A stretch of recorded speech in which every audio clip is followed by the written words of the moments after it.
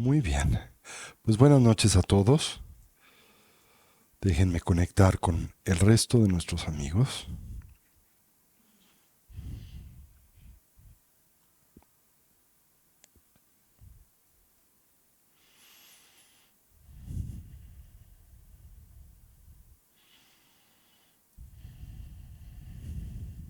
Perfecto.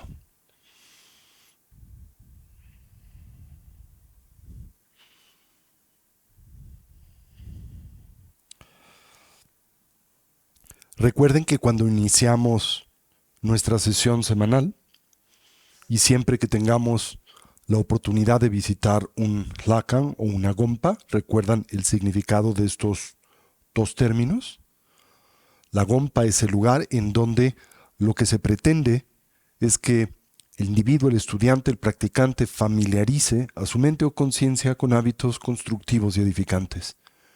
Evidentemente aquellos que nosotros fortalecemos a través de el desarrollo de los tres pilares que corresponden a la esencia de la estructura del sendero del Buda Dharma, Shila, Samadhi y Prajna. Esto es, la disciplina ética y la moralidad, el desarrollo de una mente poderosa, atenta y funcional, y el cultivo de la sabiduría, que lo que pretende, específicamente y en el contexto de nuestra tradición, es dilucidar la naturaleza de la realidad.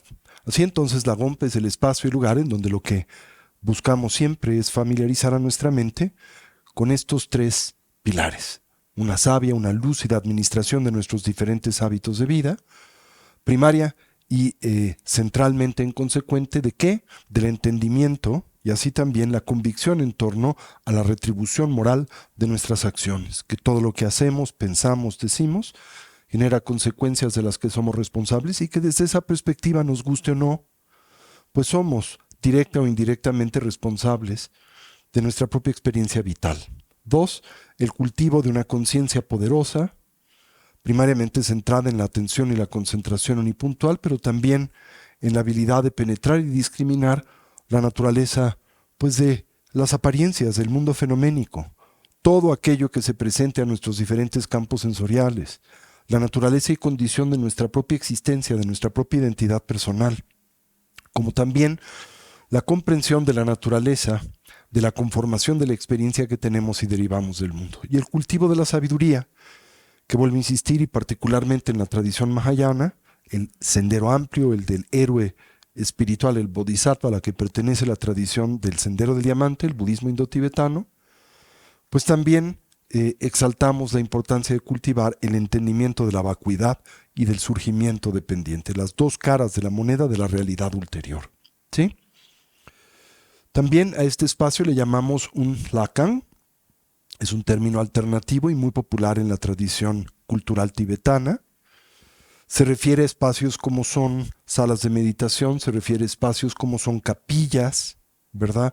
Se refiere a espacios en donde se resguardan altares, reliquias y así subsecuentemente, o simplemente lugares en donde se congrega la comunidad, tanto laica, secular como monástica, para llevar a cabo diferentes ejercicios espirituales, tanto contemplativos como devocionales.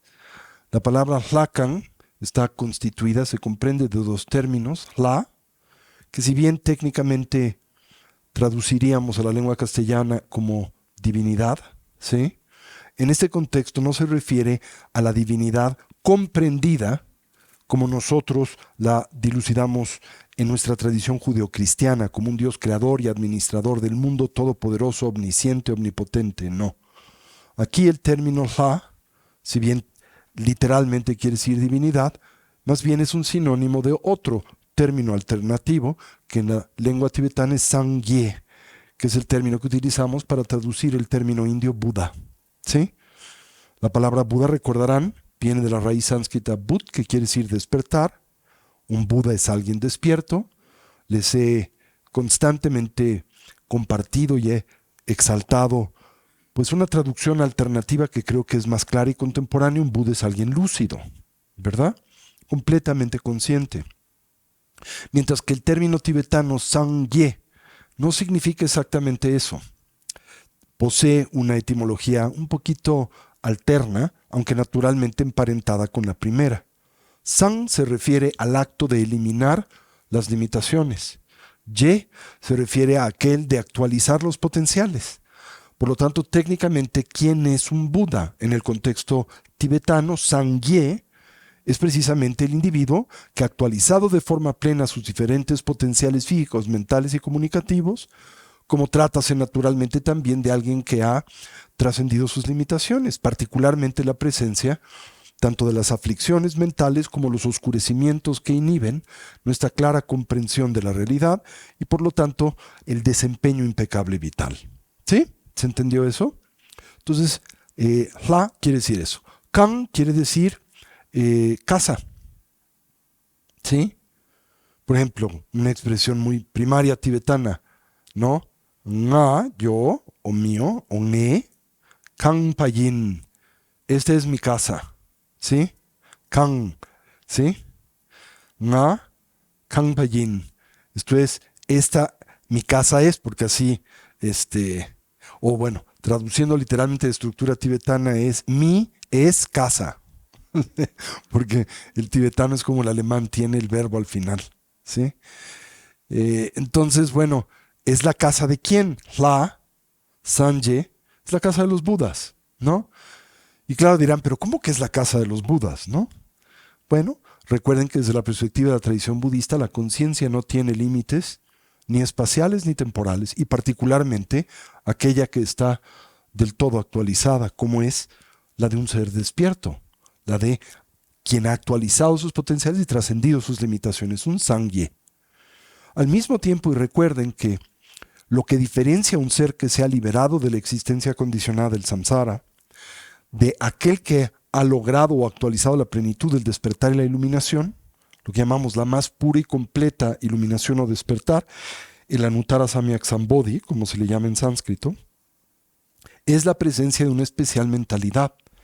Y la mentalidad que permite reclamar la plenitud del despertar y la iluminación es la bodhicitta. ¿Se acuerdan de ese término, bodhicitta? Chitta, mente, bodhi, despierta. La mente que se orienta al despertar, que se dirige o se compromete con esa orientación y meta, pero lo hace movida por una motivación particular. Y la motivación es la del espíritu de la bondad, del amor y la compasión, el poder auxiliar a los que nos rodean. Entonces los Budas naturalmente, además de ser individuos, seres del todo presentes, actualizados, que han trascendido sus limitaciones físicas, mentales y comunicativas, son también individuos animados por el espíritu de la bondad, del amor y la compasión.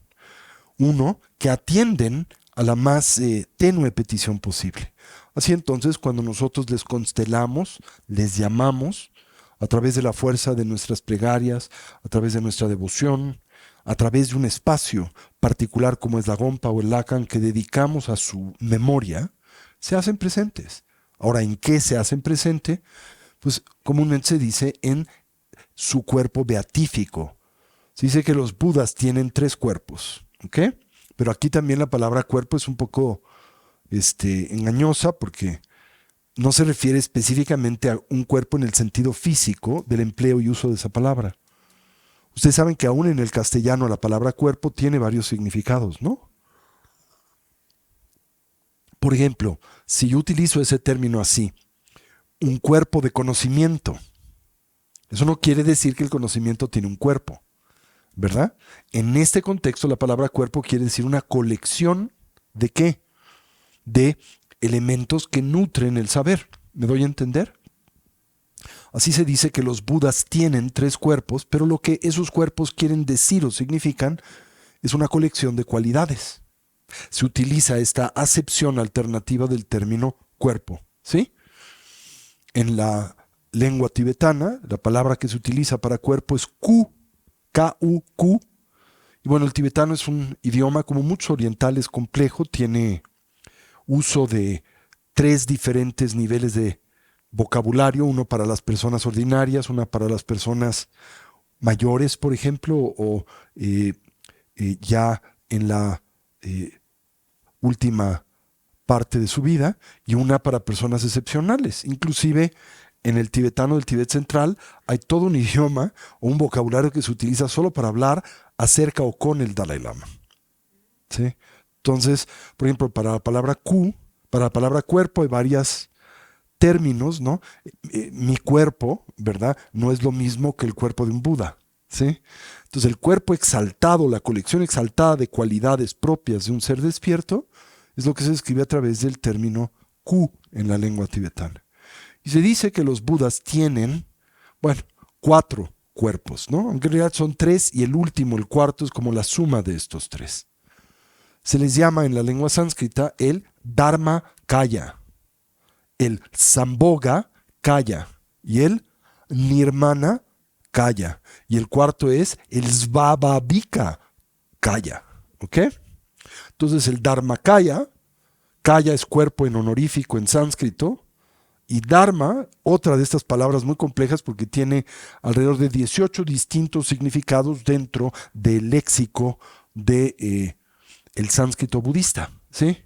Por ejemplo, Dharma quiere decir la enseñanza del Buda. Dharma también quiere decir toda variedad de fenómenos. Y en este contexto, Dharma quiere decir realidad. Específicamente apunta a la realidad absoluta. Así que el Dharma Kaya es el cuerpo de realidad absoluta, que es una metáfora de la conciencia del todo actualizada, despierta y lúcida. El Dharma Kaya no es otra cosa que la conciencia omnisciente de un Buda. Los Budas son omniscientes, pero no son omnipotentes. ¿Por qué razón? Porque una condición como esta, la de la omnipotencia, que violaría, pues en principio violaría el principio de la individualidad y el quehacer particular de una persona. ¿Entienden eso o no? Si alguien es omnipotente, tendría la capacidad de ejercer su influencia y poder sobre de otros en independencia de la libertad de dichos individuos. Eso es inviable, ¿no? Los Budas no son omnipotentes, y si lo fuesen, todos nosotros, no solo nosotros, sino todos los seres de los infinitos mundos y dimensiones serían Budas. Porque lo primero que un Buda haría, si de este o esta dependiese, es liberar a todos los seres, ¿no? Entonces, el mejor testimonio de la inexistencia de una cualidad como la que culturalmente concebimos como la omnipotencia son las limitaciones y el sufrimiento que son propios de la existencia condicionada, del samsara, ¿no? Inclusive ese argumento se puede blandir muy bien, con eficacia, para cuestionar el concepto de omnipotencia de la tradición judeocristiana, ¿sí? Si la divinidad, sea Yahvé, se le conciba en su manifestación como Jesucristo, como su profeta Mahoma o lo que fuere, estuvieran en efecto dotadas de esa cualidad que de los mismos se presenta y reclama, ¿cómo explicar el dolor y el sufrimiento del mundo y de tantas diferentes formas de vida? Si existiese una entidad dotada de la habilidad de aliviarlo unilateralmente. Esto solo puede explicarse a través de 2 rutas. Una es que dicha identidad no existe o no tiene ese poder, no es omnipotente, lo cual a qué pues orilla a los seres sensibles a hacerse responsables de su propio proceso vital y evolutivo, que es un principio primario del planteamiento o de la ascesis espiritual del Buda Dharma. ¿No es cierto? El que somos del todo responsables de nuestra vida y vidas, de la experiencia que de estas derivamos o obtenemos, ¿no? Y la otra alternativa, que es pues bastante, desde mi óptica, irracional, inviable, es que dicha entidad existe, tiene esta habilidad, pero por alguna razón elige no ejercerla. Esto es, puede ayudar, puede aliviar tus aflicciones y oscurecimientos, puede liberarte de la existencia limitada y condicionada, pero no lo hace porque no se le viene en gana, ¿no? Eso es muy difícil de entender. Especialmente cuando nosotros, olvídense de nuestra condición humana, cuando por ejemplo atendemos la condición de otras formas de vida, que naturalmente están dotadas de una mucho más modesta capacidad de inteligencia y discriminativa que la humana, como es el caso de tantas formas de vida animal, ¿verdad? Entonces, ¿cómo ignorar su sufrimiento? ¿Y cómo no atenderles si se tiene el poder para ello? ¿Verdad? Esto haría de una entidad de esta naturaleza una o perversa, o egoísta, o simple y sencillamente indiferente, ¿verdad? Y por tanto concebir eso como algo superior, pues es irracional. ¿sí? Por tanto, y la tradición budista plantea, esa ruta no es muy propicia y es mejor concebir, somos en efecto responsables de nuestra experiencia vital en general, ¿sí? El Dharmakaya es entonces la conciencia o representa la mente omnisciente. Los budas pueden conocer todo, pero no son omnipotentes. ¿Se entiende eso? Eso violaría, insisto, el principio de la causalidad moral, la estructura del karma, que es individual. ¿Vamos? La segunda estructura o cuerpo es llamado el beatífico, el Sambhogakaya. Kaya, cuerpo, Sambhoga quiere decir de gozo perfeccionado o supremo gozo. ¿Sí? Sambhoga, ¿no? Boga es gozo y Sam es como perfecto. ¿Sí? Este es el cuerpo de energía sutil, del todo depurado, libre de condicionamientos kármicos, que un ser liberado y despierto actualizado. Es esa dimensión sutil que está presente en nosotros, nada más que imperfecta y no del todo procesada. Por ejemplo, ese es el tipo de estructura con la que nosotros deambulamos en el trance del dormir y particularmente el del soñar. Cuando soñamos, la mente se mueve a través de un cuerpo sutil, un cuerpo de energía primaria, de lo que hemos estado un poquito empezando a hablar, y hoy hablaré más de ello. Y cuando ese cuerpo del todo se perfecciona y depura, ese es el cuerpo, ¿verdad?, de gozo perfeccionado de un Buda o de un Bodhisattva o de un héroe espiritual, ¿sí? Con el que se dice se manifiesta en estadios y dimensiones superiores de la realidad, ¿sí? Y finalmente está lo que llamamos el Nirmanakaya. Kaya, cuerpo. Nirmana quiere decir de mágica expresión o manifestación, ¿sí? El Nirmanakaya es la forma que un Buda utiliza para manifestarse a otros en el drama del samsara y la ilusión del camino y la liberación, ¿sí? Entonces, es un poquito como un actor que cuando tiene que, pues, representar una obra, se disfraza de un personaje, ¿verdad? Y lo hace para comunicar la estructura propia de esa representación, ¿no? Los budas usan un cuerpo dependiendo de las necesidades de los seres a los que desean auxiliar, pero a diferencia de nuestro cuerpo, el cuerpo físico de ustedes y el mío, que está condicionado por el karma, la actividad contaminada, por la cognición dualista, la reificación, las emociones y actitudes perturbadas, etc., el cuerpo de un Buda es del todo y enteramente consecuente del espíritu altruista, la bodhicitta, ¿sí? Entonces nuestro cuerpo y el cuerpo de un Buda son muy diferentes. El nuestro es producto del karma, la actividad contaminada. El de un Buda es producto de la sabiduría compasiva. ¿Se entiende eso? Y luego está lo que llamamos el Svabhavikakaya. Svabhavikakaya quiere decir el cuerpo de suprema unidad o el cuerpo esencial y representa la unión de los tres cuerpos, ¿sí? Los tres cuerpos, Dharmakaya, Sambhogakaya y Nirmanakaya, se dividen en dos. El cuerpo mental, el Dharmakaya, y los cuerpos físicos, el Sambhogakaya, que corresponde al cuerpo de energía sutil, y el Nirmanakaya, que corresponde al cuerpo grosso, en nuestro caso, el cuerpo físico, el de carne y hueso, ¿sí? Claro, nuestro cuerpo físico no es un Nirmanakaya, y nuestro cuerpo sutil no es un Sambhogakaya, y nuestra mente actual no es el Dharmakaya. ¿Por qué? Porque nuestro cuerpo grosso es consecuente de la actividad contaminada, porque nuestro cuerpo de energía sutil se ve obnubilado y limitado por toda variedad de diferentes tipos de contaminantes, y porque nuestra mente hoy opera a través de la estructura de la cognición dualista y la reificación.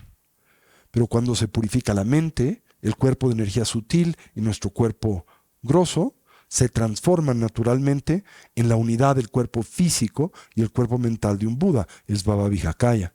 El Dharmakaya, la mente omnisciente de un Buda, el Sambhogakaya, el cuerpo de energía sutil plenamente purificado de un Buda, y el Nirmanakaya, el cuerpo mágico de expresión o manifestación. ¿Por qué se le llama así? Porque se expresa a través de la conciencia altruista de un Buda y no en consecuencia de la maduración del karma. ¿Ok? Ya los Budas no tienen ni producen karma.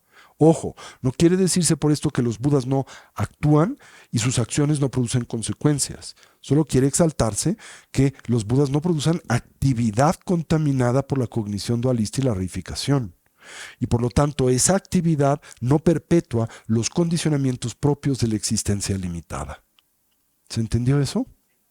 Bien, cuando constelamos en un espacio como este a los budas, ¿qué constelamos? Bueno, constelamos primariamente el Dharmakaya, la conciencia de unidad, la conciencia de sabiduría de un Buda, a través del Sambhogakaya, que es el cuerpo de energía sutil, que no tiene limitantes ni espaciales ni temporales y puede manifestarse instantáneamente donde desee.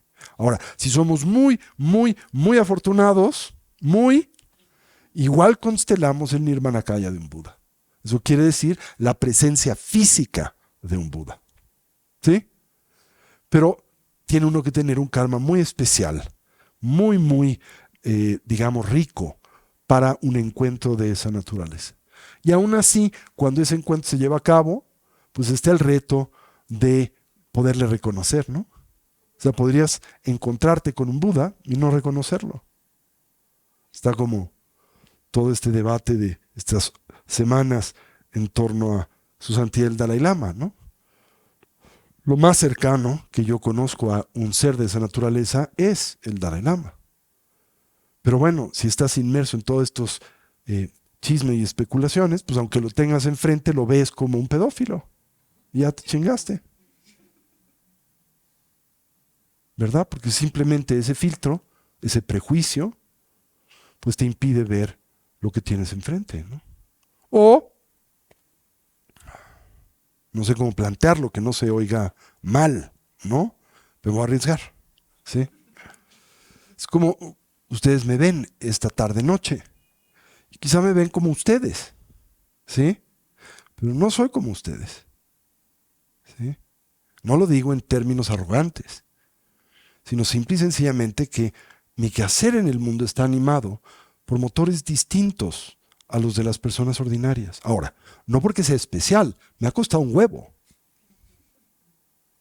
Le he tenido que chambear, especialmente para liberarme del velo de las distracciones que son propias de los 8 intereses mundanos.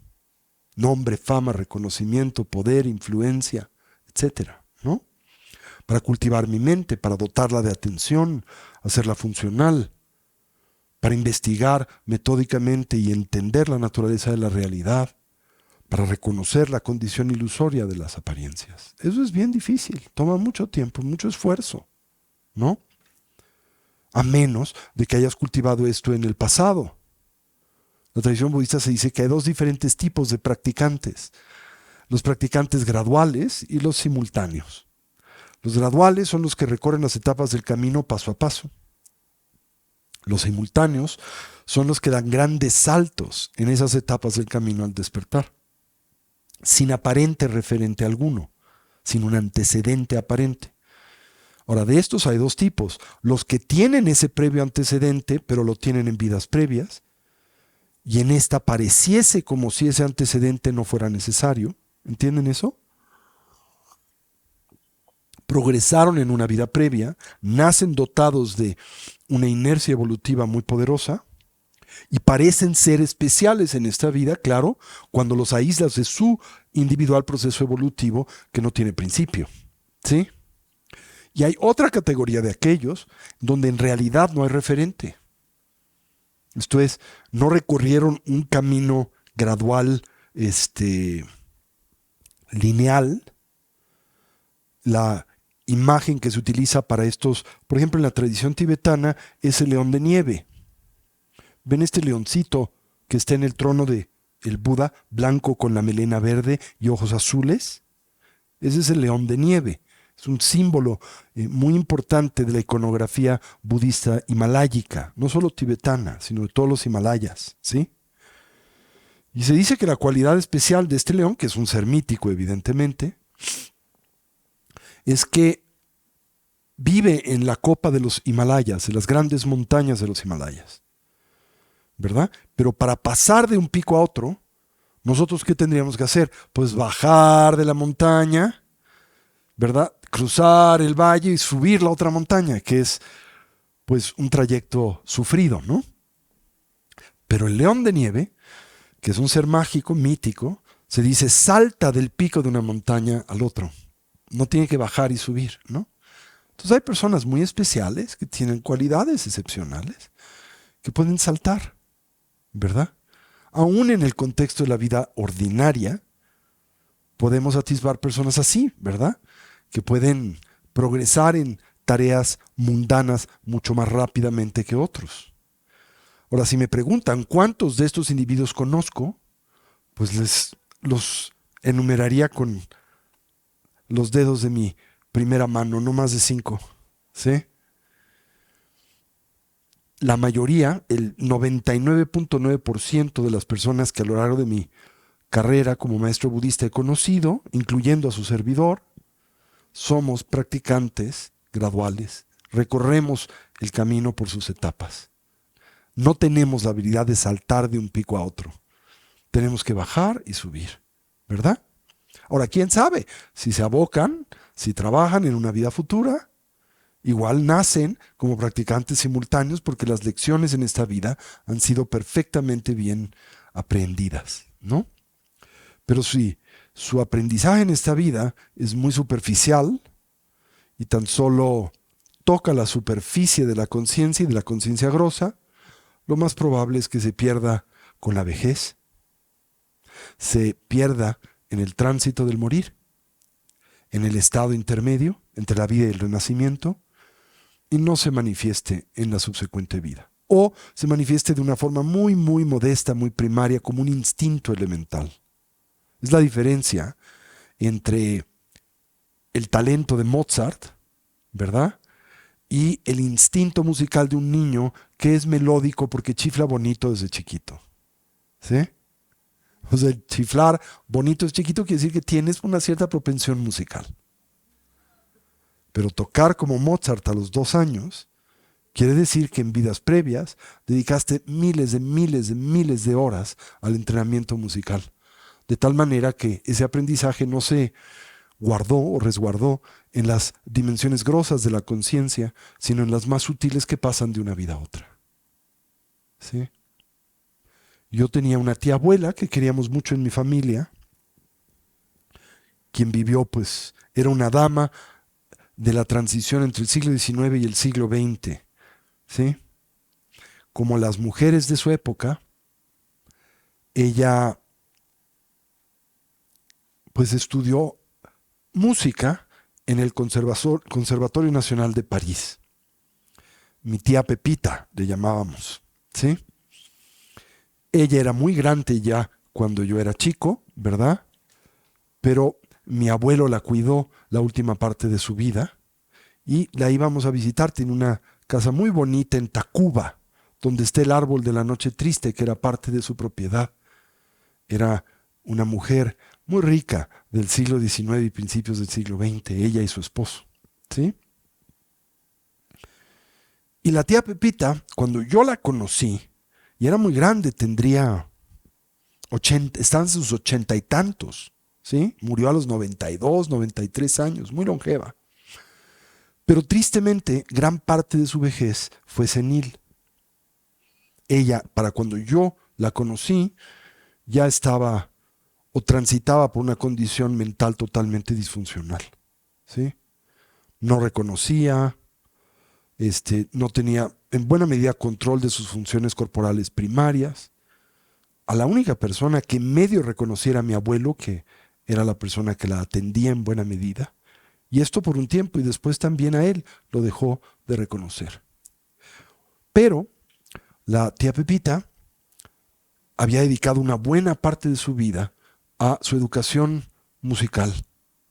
Era pianista concertista. Y un pianista concertista tiene en promedio que invertir entre 3 y 5 mil horas de entrenamiento musical para lograr ese nivel de proficiencia y destreza digital, ¿no? Ahora piensen que es 5 mil horas de entrenamiento, es mucho tiempo, años, ¿no?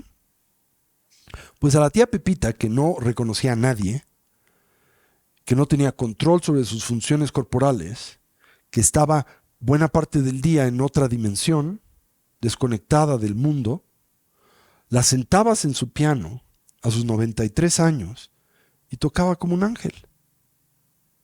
¿Por qué? Bueno, por el grado de proficiencia y familiaridad que desarrolló en torno a esa disciplina, la musical, ¿no? Ahora, el practicante de Dharma intenta hacer lo mismo, no con las teclas de un piano o las cuerdas de un violín, sino pretende hacer esto con el desempeño de la conciencia. ¿Sí? Y no nos conformamos con 5,000 horas de entrenamiento. Hace algunos años, antes de la pandemia, hace como 4 o 5 años celebraba, me hice como un autofestejo, una autofiesta privada. Me compré mi pastel preferido, me lo autoofrecí y me lo comí. ¿Sí? Si se preguntan cuál es un pastel que se llama 1000 hojas. Es un pastel muy parisino, que es difícil de encontrar en su fina expresión. Hay algunos lugares que lo preparan como se debe, pero la mayoría de las veces no es muy bueno. Pero cuando se prepara bien es una cosa deliciosa. Tiene que comerse luego, luego. O sea, cuando se prepara, lo tienes que comer a la hora a más tardar o 2 horas de preparado, porque la clave en el 1000 hojas es que el hojaldre esté crujiente. Y como tiene generalmente una crema muy especial en medio, se humedece, y cuando se humedece se echa a perder, ya no es igual, ¿no? Total que esa celebración me la ofrecí al cumplir 45,000 horas de entrenamiento contemplativo. 45,000 horas de entrenamiento contemplativo. Lo inicié a los 13 años, ¿verdad? Y hoy tengo 59, estoy por cumplir 59 años, en un mes, ¿no? Un mes y medio. Así que le he dedicado pues más o menos 4 o 5 horas, 4 horas en promedio, al entrenamiento contemplativo a lo largo de todos esos años, ¿sí? Ahora, ustedes probablemente no lo notan, porque me ven muy neurótico, ¿sí? Pero yo, que soy testigo de mí mismo, y sé qué neurótico era, pues les puedo atestiguar que he progresado mucho en mi propio desarrollo personal, ¿sí? De lo que era y las limitaciones con las que vine a este mundo. Entonces constelamos a los Budas en este espacio, en este lugar, para que nos auxilien y ayuden en este difícil sendero y aventura del desarrollo evolutivo, ¿sí? Y les decimos, ahí está como plegaria muy primaria, Om Namo Manjushriye, Namo Sushriye, Namo Tamashriye Soha. ¿Sí? Trato de limitar al máximo los tecnicismos. Trato de presentarles el Dharma lo más tropicalizado posible, pero hay cosas que no podemos del todo tropicalizar, que tenemos que abrazar tal cual son en su tradición original. Esta es una de ellas, ¿sí? Om es lo que se llama un bija en la lengua sánscrita, que quiere decir un sonido primigenio. Pero este sonido Om está compuesto de 3 sonidos, A, U, M, Aum, ¿sí? Y representa el triple cuerpo de un Buda. El cuerpo de la conciencia lúcida y despierta, el Dharmakaya, el cuerpo beatífico, el de energía sutil, el de gozo perfeccionado, el Sambhogakaya, y el cuerpo de mágica expresión o el Nirmanakaya, ¿sí? Eso representa el Om, ¿sí? Namo quiere decir me refugio, y me refugio quiere decir que oriento mi vida conscientemente, voluntariamente, en una dirección que contemple y concibo positiva y segura. Ahora, en el contexto del Buda Dharma, ¿cuál es esta? La triple joya, el Triratna, que está compuesta de ¿qué? ¿Recuerdan? Buda, Dharma y Sangha. Buda es, en esencia, la naturaleza y expresión lúcida de la conciencia de sabiduría. Dharma son los métodos que conducen a la actualización de dicha conciencia. Sangha representa la comunidad y entorno necesario y que fortalece y facilita el desarrollo introspectivo, el desarrollo evolutivo. Buda, Dharma, Sangha. ¿Por qué enfatizamos esta dirección vital? Bueno, primero reconocemos que todos abrazamos una dirección o derrotero vital. Pero la observación budista, ustedes validarán si es propicia, si es correcta o no, ¿verdad? Es que esa dirección que nosotros abrazamos, pues es la del samsara. Y particularmente la que es propia de los 8 intereses mundanos, ¿no es cierto? En los que tomamos refugio, con la esperanza de que nos aporten bienestar genuino. No puede. Y por eso experimentamos recurrente, incontrolable conflicto y dolor. Así aquí cuando decimos me refugio en Manjushri, Manjushri es el bodhisattva de la sabiduría, la representación de la mente despierta. Este bodhisattva que blande esta espada flamígera, que representa la sabiduría que penetra y discrimina la cognición nodal, ¿verdad? Y que en su mano izquierda manifiesta el gesto de poner en movimiento la instrucción y la enseñanza liberadora. ¿Sí? Entonces me refugio en lo que ese bodhisattva encarna y representa, que es la sabiduría que aprende la realidad. Namo Sushrie quiere decir me refugio en sus cualidades supremas. ¿Sí? Si fueras a ver a este bodhisattva y encontrases que tiene las uñas de los pies muy grandes y sucias, eso no es en lo que te refugias. Te refugias en las cualidades supremas de ese bodhisattva, que es su mente de sabiduría. ¿Se entiende eso? Y finalmente, Uttama Shriye Soha, quiere decir me refugio en esas cualidades supremas, Sushriye, pero Uttama, que quiere decir las más refinadas, las menos limitadas. Y Soha es algo así como amén. Sería una buena traducción del término sánscrito Soha, amén. Y amén, ¿qué quiere decir? Como ¿qué quiere decir Soha? Así es. Sea así. Esto puede hacerse. Es una afirmación. Las afirmaciones tienen una posición muy poderosa en la vida. ¿Sí? Entonces afirmamos esta dirección que deseamos imprimir a nuestras vidas. ¿Sí? Hacia el refugio. Esa condición positiva y segura.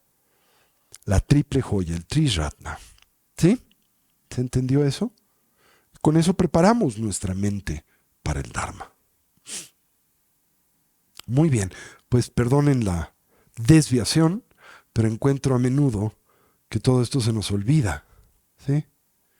Y el entrenamiento mental requiere de todas estas herramientas. Son cosas muy importantes a tener presentes, como lo son los preliminares ordinarios.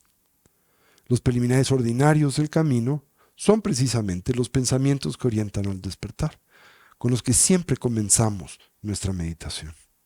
Vamos entonces a hacer esto, vamos a meditar un ratito, ¿sí?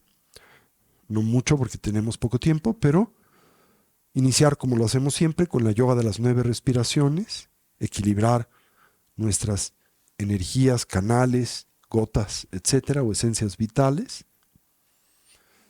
Después, una sesión de estabilidad, de shamatha, con sus 3 fases, relajación, estabilidad, alerta y viveza. Después el refugio, que preparamos a través de los pensamientos que orientan al despertar. ¿Ok? Muy bien. ¿Por qué es importante que meditemos en clase? Porque muchos es la única ocasión que tienen de meditar en la semana. ¿Sí? O en el día, por lo menos, ¿no? Es como mi sesión de fisioterapia. ¿Sí? Ahora que tengo que hacer fisioterapia para mi lesión en la rodilla, maravillosa para mí, porque me obliga a hacer cosas que yo no haría. O sea, si no viene el terapeuta, no lo hago. ¿Sí? O lo hago de una forma muy disminuida, diluida. La palabra en el vernacular es chafa, que viene de cha, de cha, y fa, que es el cantar. O sea, bailas y cantas y no haces nada. ¿Sí? Entonces igual, yo soy no el fisioterapeuta, sino el mentoterapeuta. Y por lo menos una vez a la semana tenemos la posibilidad de practicar. ¿Ok? Con cierta calidad.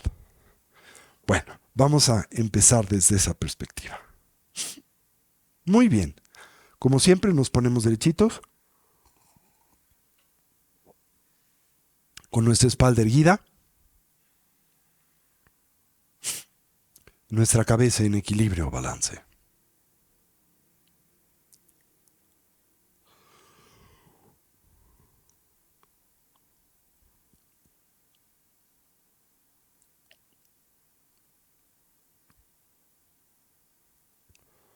Comencemos por evocar una imagen mental de nuestra forma física.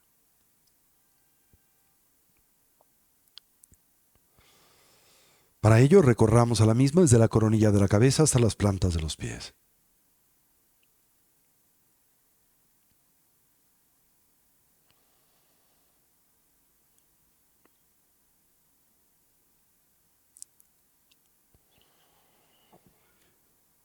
Imaginemos cómo ésta se transforma en una silueta luminosa y translúcida ausente de sustancialidad. Con la forma y la postura de los 7 puntos comúnmente asociada al Buda Vairochana, que precisamente representa la perfección de la fisicalidad. En nuestro medio surge el eje primario del sistema de energía sutil, constituido por el Avaduti, el canal central, y como por los 2 canales adyacentes, el masculino, Rasana, el lunar y el femenino, Lalana o solar. Al primero le concebimos como una espiga luminosa de color azul profundo, no más gruesa que el dedo meñique de la mano. Recordamos parte de ese punto conocido como la apertura de Brahma, localizado 8 dedos por detrás de la línea original del cabello, donde éste se abre y extiende como un embudo o como la punta de un mosquetón. Baja ligeramente por enfrente y paralelamente a la columna vertebral, hasta arribar a ese punto 4 dedos por debajo del ombligo, donde éste se cierra y redondea como la punta de un bastón. Los 2 canales adyacentes parten de las fosas nasales. Suben hasta la coronilla de la cabeza, donde se encorvan como el cuello de un bastón, bajando paralelamente al canal central con el que se conecta en ese punto 4 dedos por debajo del ombligo. El canal masculino de color blanco, el femenino de color rojo. El primero a la derecha del canal central para los hombres y a la izquierda, correspondiente a la fisiología sutil de las mujeres. Con ello en mente nos involucramos con la yoga de las 9 respiraciones. Le acompañamos de la respiración del ánfora o de la vasija. Inhalamos la expresión pura del prana o vayu y exhalamos aquella contaminada. A inhalar intentamos absorber la totalidad de la fuerza del aliento. Saturamos nuestros pulmones, retenemos la respiración. Mientras lo hacemos, el gesto del ánfora o de la vasija, volteamos la atención sobre de sí misma e intentamos reconocer el estado y condición mental emergente más profundo, atento y concentrado. Subsecuentemente exhalamos con fuerza como si liberásemos una flecha a través de un arco. Decantamos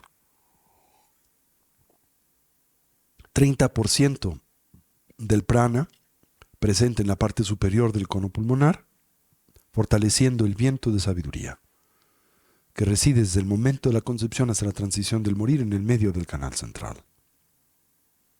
Exhalamos con fuerza, pausamos y repetimos el proceso 3 veces para el canal masculino blanco, 3 para el femenino rojo, culminando con la yoga de la gran vasija, inhalando simultáneamente por ambas fosas nasales.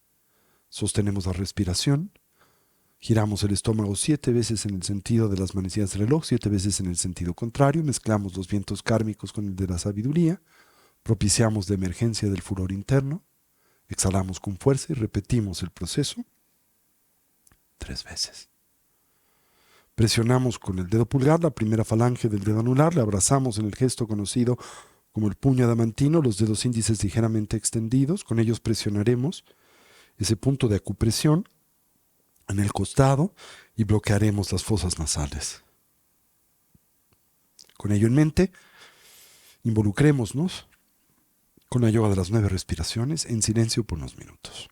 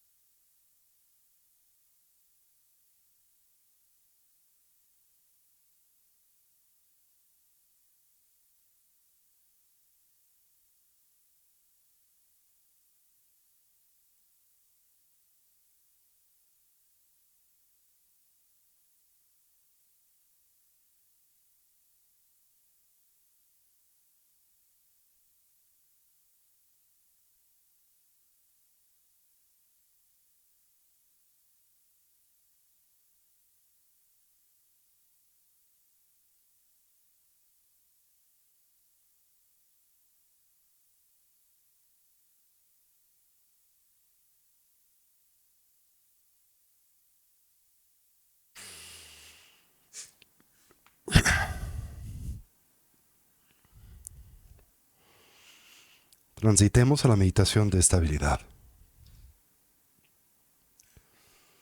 Cualquier idea, sensación o estímulo que en nosotros surja la observamos y liberamos. Consciente y lúcidamente intentamos dejarlo pasar sin elaborar sobre de la misma. Con suavidad y naturalidad volvemos la atención o recolección sobre el flujo natural de la respiración.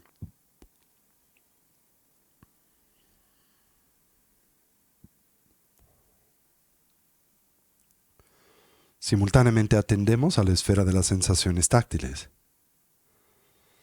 en especial aquellas naturalmente asociadas a la respiración, comenzando por la relajación.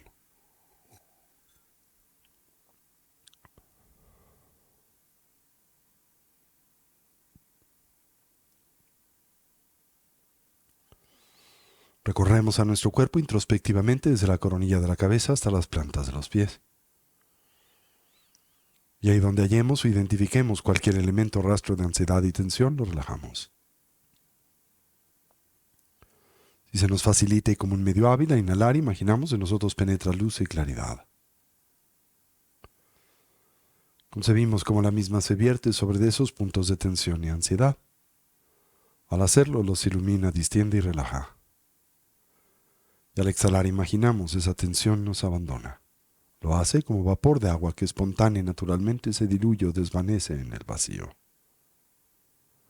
Mantengamos a nuestra recolección o presencia mental firmemente asida sobre el objeto de concentración, el respirar, mientras cultivamos una actitud de atención introspectiva, dirigida hacia la emergencia de los diferentes obstáculos que sabemos dificultan, obstruyen y se obnubilan a la práctica, sobre los que aplicamos sus respectivos antídotos. De experimentar extremidación nos concentramos en la exhalación. La sensación gradual o progresiva de tranquilidad y relajación que le acompaña. Y de ser presas del hundimiento mental, el sopor sueño o la mera pérdida de claridad, nos concentramos en la inhalación, en la viveza y alerta, en la claridad mental que ésta propicia. Así orientamos a nuestra mente y cuerpo hacia su estado natural del todo relajado, libre de tensión, estable y quieto, dotado de claridad, alerta y una actitud de vigilancia, mientras atendemos a la respiración sin aferramiento o constricción y simultáneamente sin distracción. Establezcamos una transición entre la agitación o el cansancio de la tarde y el estado mental de atención y concentración necesario para el cultivo de las 3 sabidurías. La del escuchar, que nos conduce a la transformación conceptual. La del análisis y la investigación, que nos permite detonar a la experiencia directa. y la de la meditación que nos conduce a la plenitud de su integración. Con esta instrucción presente en silencio y por unos minutos, dediquémonos al desarrollo y cultivo de esta dimensión y primario aspecto de la práctica, toda la atención sobre el respirar.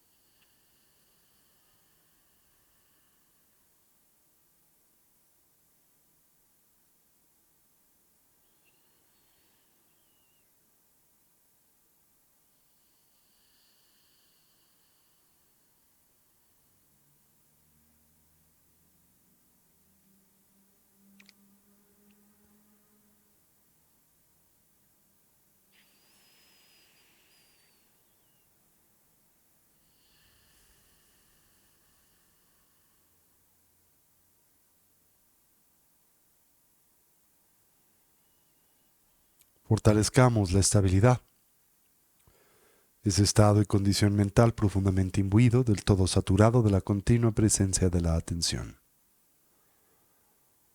Para ello observemos la natural expansión y contracción del diafragma y del abdomen, la cercana relación presente entre ese movimiento y el de la respiración.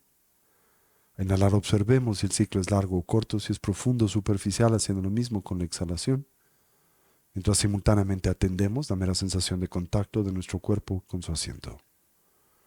De experimentar extremidad nos concentramos en la exhalación y de ser presas del hundimiento mental, la inhalación.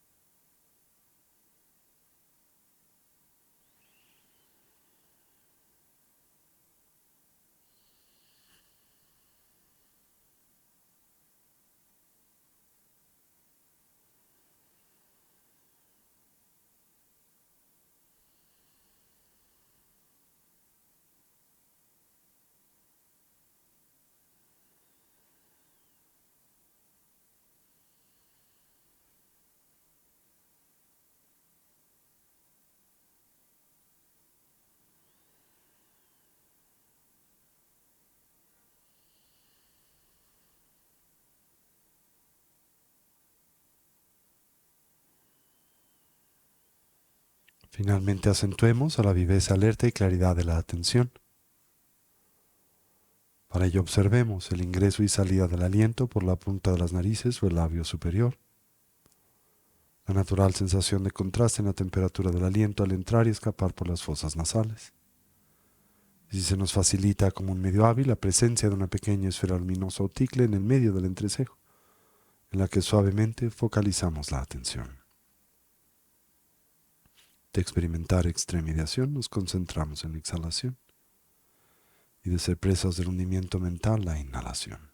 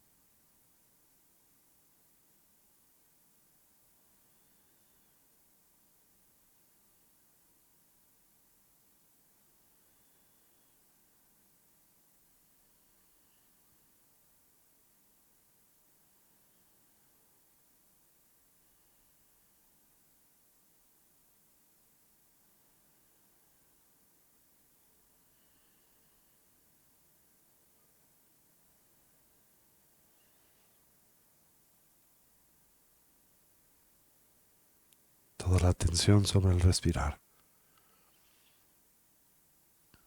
Cualquier idea, sensación o estímulo la observamos y liberamos. Conscientemente, de manera lúcida, volvemos la atención o recolección sobre el flujo natural de la respiración.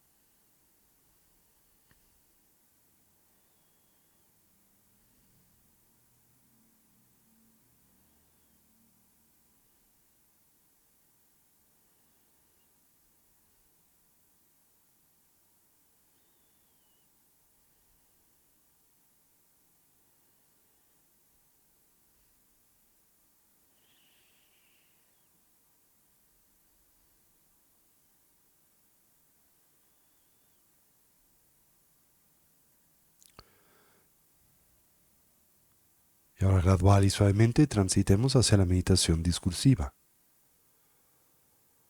Reconozcamos en la misma un natural complemento a la práctica de la estabilidad. Evoquemos a los 4 pensamientos que orientan y motivan a nuestra mente hacia el despertar. Comencemos por lo preciado de la vida humana.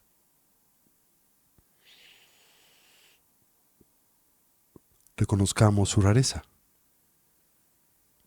su necesaria condición de ocio y oportunidad, centrada, enraizada en las 8 libertades y 10 riquezas, las personales, las circunstanciales. Lo fácil que es perderla, su fragilidad y transitoriedad,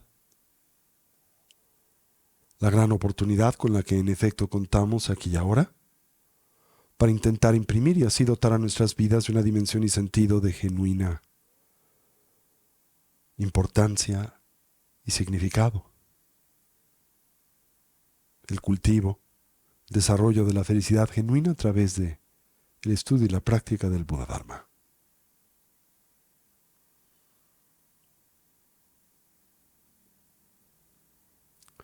Atendamos a la muerte y la impermanencia. Como todo cambia y se transforma instante a instante, momento a momento, y como en realidad nada y nadie duran para siempre.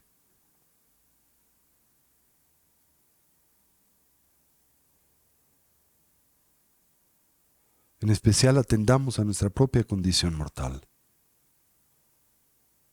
Y como la única variable del todo certera y segura en la vida es la de nuestra propia mortandad, que en realidad desconocemos el cómo y el cuándo es que este evento acontezca, podría ser hoy. Con base en ello, intentemos pensar o reflexionar en torno a lo que debiese ser genuinamente importante, prioritario, significativo en nuestras vidas. Aquello que pueda brindar o aportarnos bienestar, paz y felicidad duradera. Contrastemos a la misma con la de su impostor. El mero placer hedónico, el sensorialmente condicionado siempre y por definición, temporal y relativo.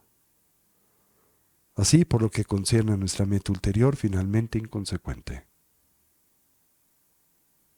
Lo que nos pueda preparar para la muerte siempre cercana, inminente e inesperada, el adiestramiento mental. Y lo que podamos llevar con nosotros durante la compleja y difícil transición, la del morir. Tan solo la eterna continuidad de la conciencia y con ella sus diversas impresiones, hábitos y tendencias. Determinémonos a cultivar y fortalecer aquellas positivas y virtuosas, a debilitar y eliminar aquellas negativas, las no virtuosas.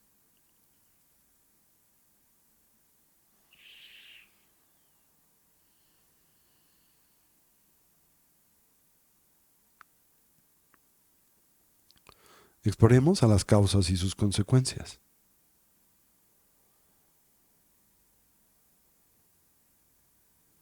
Todo lo que hacemos, pensamos, decimos es significativo. Nuestro presente es la natural consecuencia de nuestra actividad pasada y nuestro futuro será el resultado de la suma de nuestra actividad pasada y presente.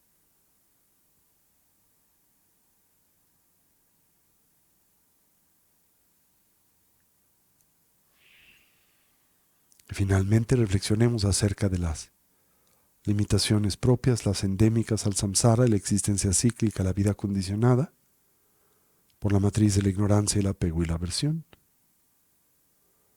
Como en esta todos los seres sufren, como experimentan y transitan por un sinnúmero de dificultades, conflictos y problemas, de la misma manera que nosotros. Podemos empatizar con estos, conocemos la experiencia del sufrir y naturalmente desearíamos ser capaces de ayudarles. Mas reconocemos nuestras limitaciones presentes para hacer y lograr esto y es con ello en mente que volteamos nuestra atención en la dirección del refugio y que nos determinamos a establecer una orientación auténticamente positiva y segura en la vida, la que simbolizamos a través de la triple joya. Así, tomamos refugio en el Buda. Lo hacemos no tan solo como un hombre o persona, sino como alguien que representa la naturaleza abierta y clara de la mente, así como sus diversos potenciales evolutivos. Tomamos refugio en el Dharma como un compromiso para integrar y poner en práctica las instrucciones de vida, desarrollo y cultivo que el Buda nos dio o aportó. Tomamos refugio en la Sangha, la comunidad compuesta primariamente por aquellos genuinamente avanzados en el sendero, los despiertos, los Budas, los liberados, los Arhats, los héroes o Bodhisattvas. Simultáneamente, la comunidad de amigos y amigas que en el camino nos inspiran y ayudan. Y a manera central, la figura del Lama, el vínculo con el Dharma y el punto, donde sus cualidades coinciden y se hacen a nosotros presentes. Y así afirmamos, Lamala Kyabsun Chio, Sanjela Kyabsun Chio, Chula Kyabsun Chio, Genduna Kyabsun Chio, Lamala Kyabsun Chio, Sanjela Kyabsun Chio, Chula Kyabsun Chio, Genduna Kyabsun Chio. Asentamos nuestra intención, que siempre ha de escuchar con atención y concentración.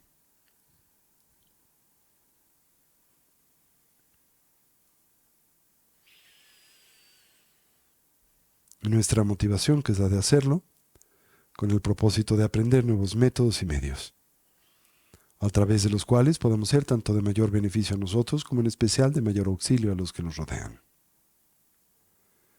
Con esta intención y en especial con esta motivación en nosotros presente, incorporemos y traigamos este espacio y lugar de nueva vez nuestra atención.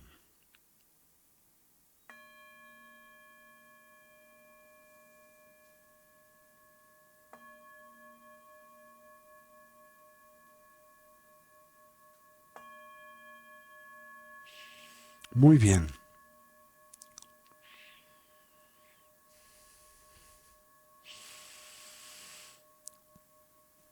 Recordarán, la semana pasada hablábamos acerca de esta particular meditación, la de las 6 causas y su consecuencia. Tendrán presente que la misma es uno de los métodos de las prácticas esenciales que empleamos en la tradición tibetana, particularmente la tradición Kadampa, que trajo Atisha a Tibet en el siglo XI y nutrió a pues, las 4 grandes escuelas del budismo tibetano: la tradición Nyingma, la tradición Sakya, la tradición Kagyu y la tradición Gelug, ¿sí? Y dio pie a toda una presentación del camino y una forma de codificar y enseñarle que se llama la de las etapas del sendero al despertar. ¿Se acuerdan? El Amrim. Por ejemplo, en la tradición Nyingma la hallamos en muchos diferentes textos. Esta presentación gradual del sendero, influenciada en la presentación de Atisha y la tradición de Nalanda. En la tradición Sakya, por ejemplo, están textos como la de Partiendo de los 4 apegos, que es de este género. En la Kagyu, el ornamento de joyas de la liberación, de Gampopa. En la tradición Gelugpa, pues la tradición literaria de el Amrim, de las etapas del camino al despertar.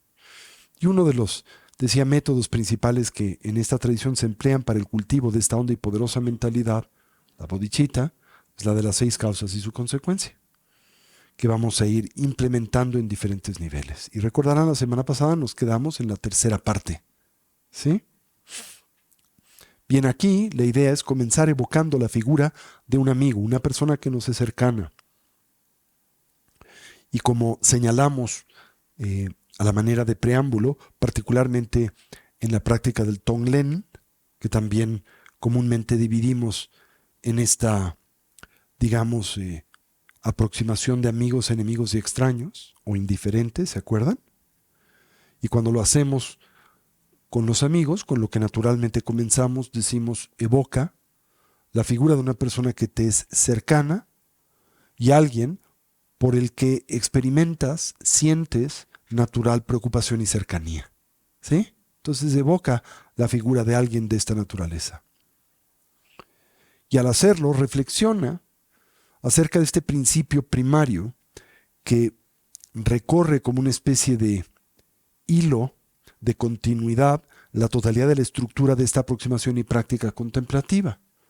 Precisamente la observación en torno al hecho del cómo el motor primario por el que todos los seres sensibles actuamos, ¿verdad?, nos vinculamos a diferentes actividades dentro del contexto del mundo de la experiencia, es indudablemente nuestro reclamo y búsqueda de bienestar y felicidad, como también técnicamente la trascendencia y elevación, la superación del conflicto, el dolor y el sufrimiento, de la ansiedad, ¿no es cierto?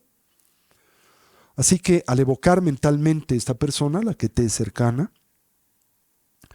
pues reconoce que como tú desea y mereces ser feliz, pero al mismo tiempo atiende la circunstancia por la que transite y las condiciones que le dificultan ese objetivo. Desea ser feliz, pero ahora no lo es, ¿verdad?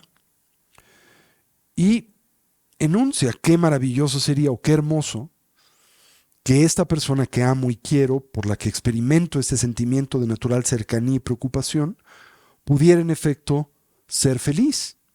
No solo eso, pudiera alcanzar una dimensión realmente pues profunda, estable de bienestar y, ¿verdad?, felicidad duradera. Y para ello, pues que pudiera identificar cuáles son las causas que producen ese bienestar. Ahora pausa por un momento y pregúntate a ti mismo: bien, si esto es lo que yo deseo para mi ser amado, ¿cuáles son en efecto las causas que propician ese bienestar y felicidad genuino y duradero? ¿Y cómo es que este se contrasta con aquel que esta persona hoy reclama o tiene, ¿no? Y lo más probable es que encuentres en esta fase de tu exploración contemplativa que este ser amado, ¿con qué asocia su bienestar y felicidad? ¿Y qué persigue? los 8 intereses mundanos,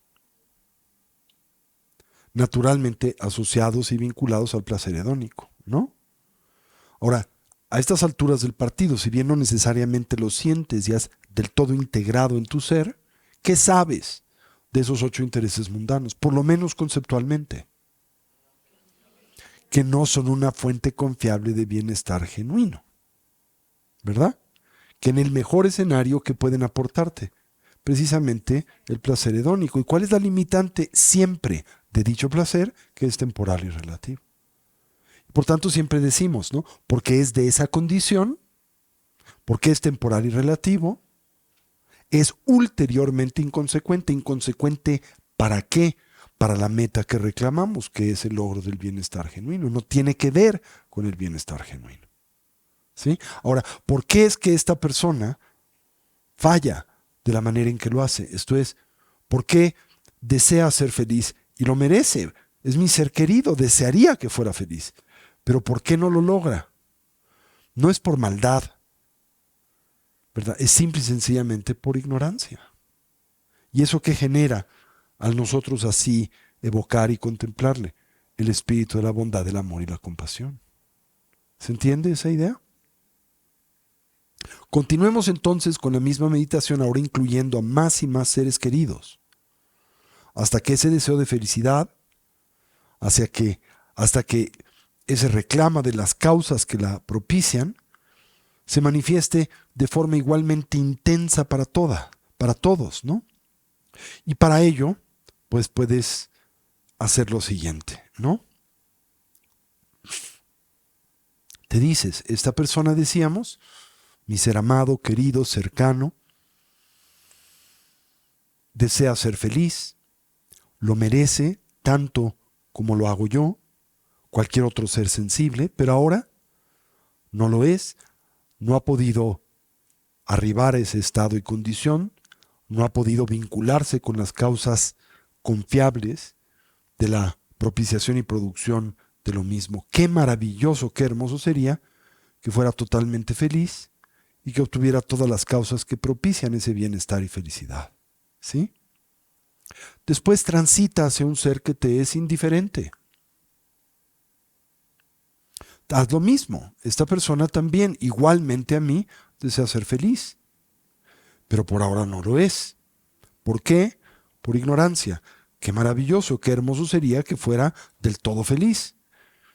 Y qué maravilloso sería que pudiera identificar y hacer propias las causas que propician ese bienestar y felicidad. Después, amplía esto cada vez más a más individuos que te son indiferentes y practícalo inclusive en el contexto del día, cuando interactúas con tantas personas que no son para ti necesariamente ni cercanas ni lejanas, te son indiferentes.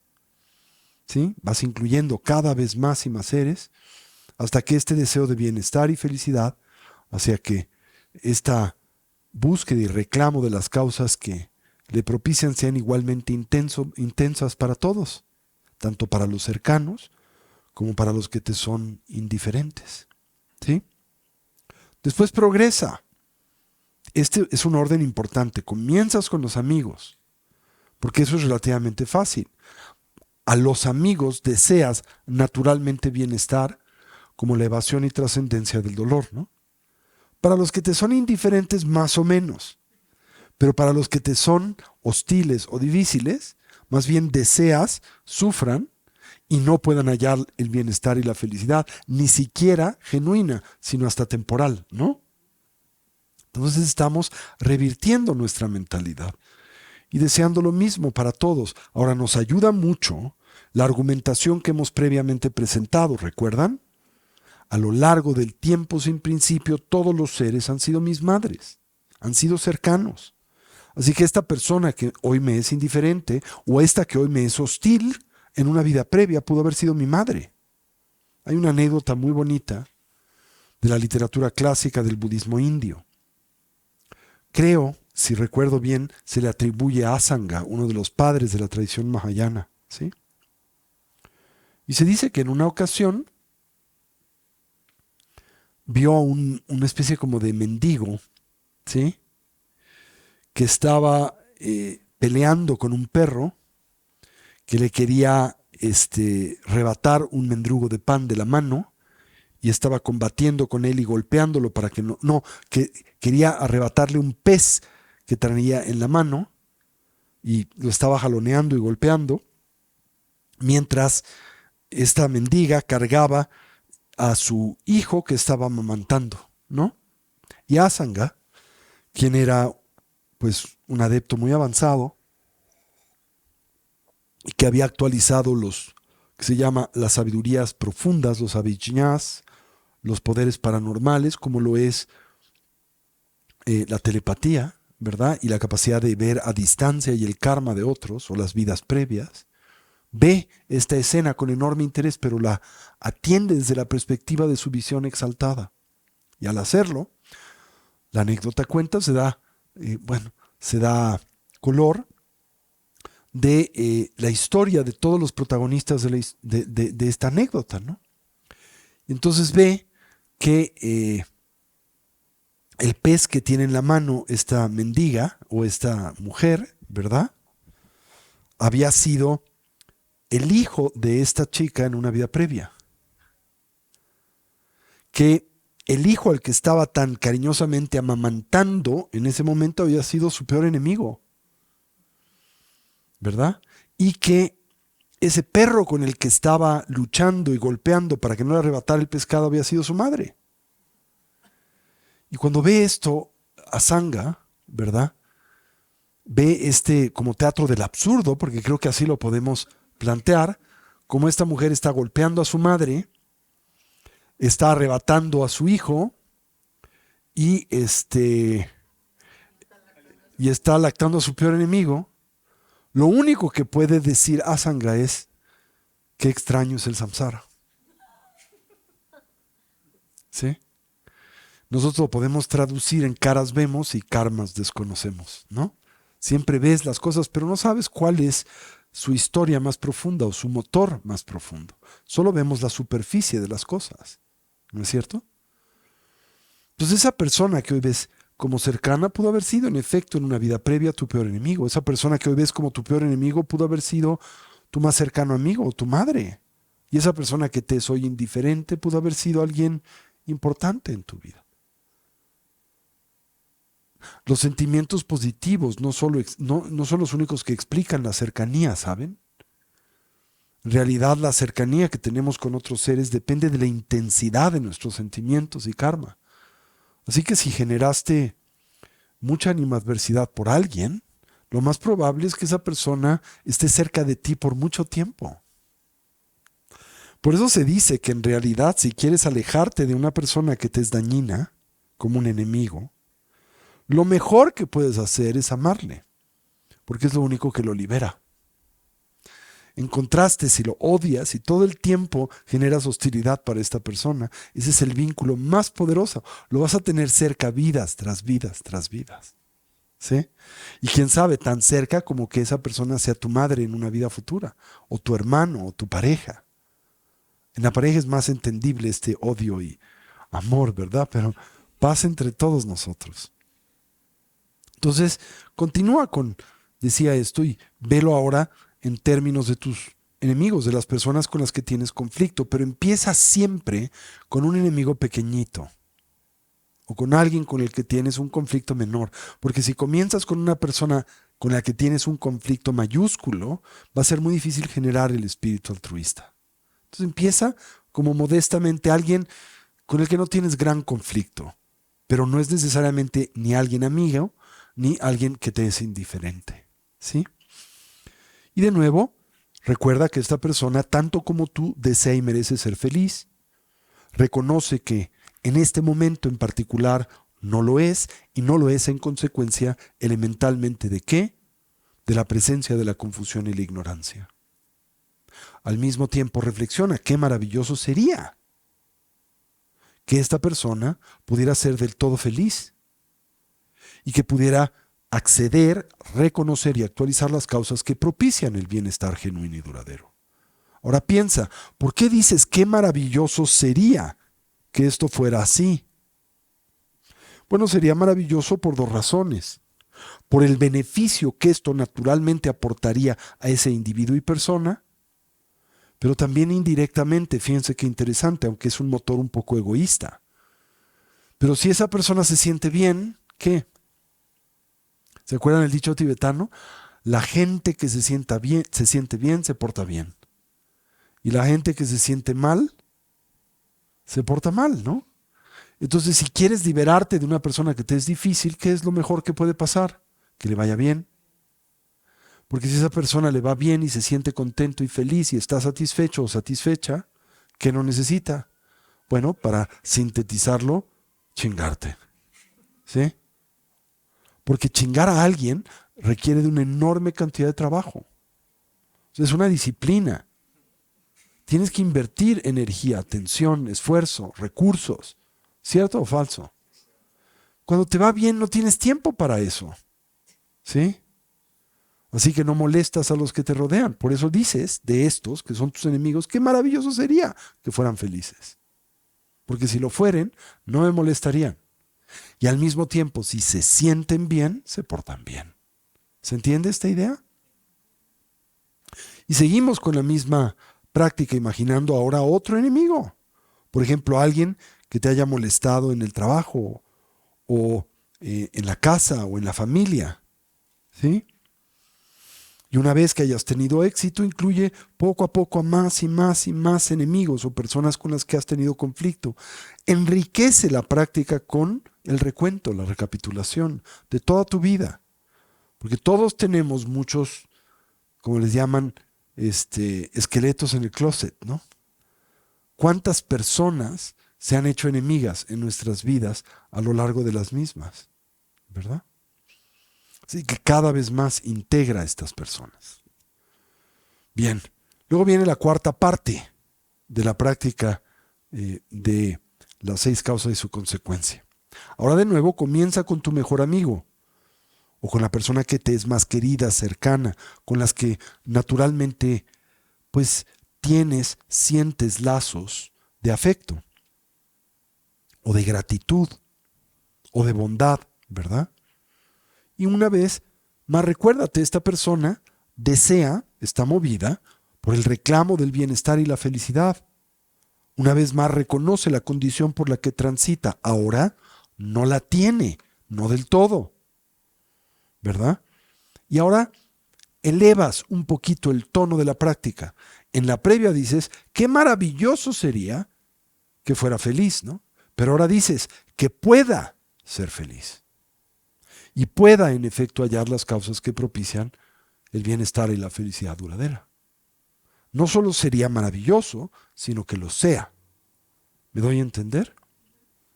Llevas ese mismo pensamiento, haces exactamente lo mismo, ahora con las personas que te son indiferentes, ¿verdad? Y después elevas la práctica a aquellas que te son conflictivas y difíciles, empezando por alguien menor y progresando cada vez más a una persona más compleja. ¿Sí? Bien.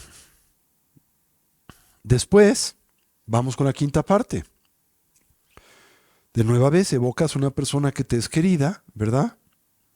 Y ahora cambia el discurso y dices, en la primera decías, qué maravilloso sería que esta persona pudiera ser feliz, que pudiera en efecto hallar e identificar las causas que propician el bienestar duradero. En la segunda, que pueda en efecto ser feliz, que le sea propio la identificación y la actualización de las causas que propician ese objetivo.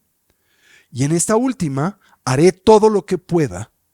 Me voy a comprometer de forma personal o individual para propiciar o contribuir en la consecución del bienestar y la felicidad genuina de esta persona, mi amiga, de esta persona que hoy me es indiferente, o de esta persona que me es hostil.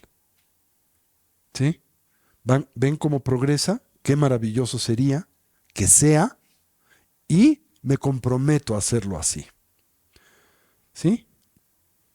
Quizá en un inicio le sea más simple y sencilla la primera aproximación, ¿no? El qué maravilloso sería. Poco a poco progresas y maduras y puedes integrar la segunda, que así sea. Y eventualmente puedes decir, no solo sería maravilloso que así sea, sino yo me voy a convertir en un agente de ese proceso, a la medida de mis posibilidades. ¿Se entiende eso? Esto nos lleva al quinto paso. Este paso es el de el amor, ¿sí? El cuarto. El quinto es el de la compasión. Ahora, ¿recuerden qué quiere decirse por compasión en la tradición budista? Porque esa palabra, para nosotros y en nuestra cultura y lengua, tiene una connotación negativa. Para nosotros, compasión comúnmente se asocia con lástima, ¿verdad? Y la lástima es un sentimiento, en realidad, ¿cómo diríamos? Es un sentimiento, sí, de arrogancia, porque te sientes superior al otro y desprecias la condición por la que transita, que concibes o identificas como limitada o primitiva, claro, en contraste a tu condición exaltada. Evidentemente este no es el sentimiento y mentalidad que aquí deseamos desarrollar o cultivar, porque no es constructivo y virtuoso.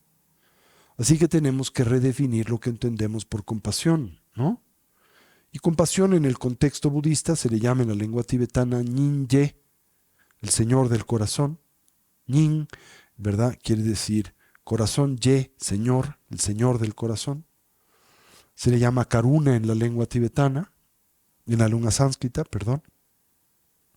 Y se refiere al reconocimiento de cómo todos los seres por igual, el amor es el reconocimiento de cómo todos desean ser feliz y lo merecen.